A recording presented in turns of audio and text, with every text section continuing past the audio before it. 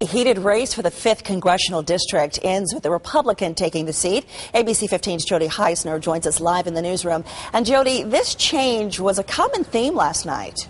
It certainly was. Across the country, we saw a lot of Democratic seats changing hands into the Republicans. Let's take a look at the numbers for this race in particular.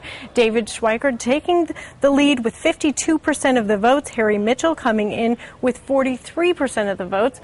Joining me this morning is David Schweikert. Thank you so much for getting up with us. I know you had a long night last night. This was not your first race against Harry Mitchell. Why do you think voters were ready for you this time? It's a great question. I think what we're seeing is, particularly in the last few months, voters were willing to hear our story.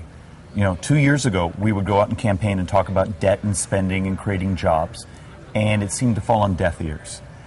This time, I'd walk into those same groups, and they knew the numbers. They understood how explosive the debt had become.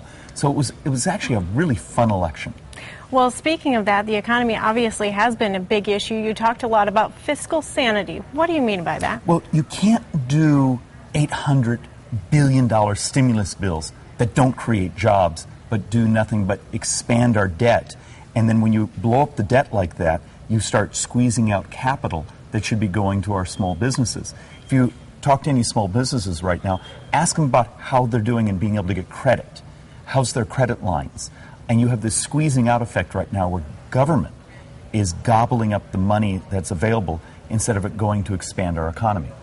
You have a big job ahead of you. We wish you the best of luck.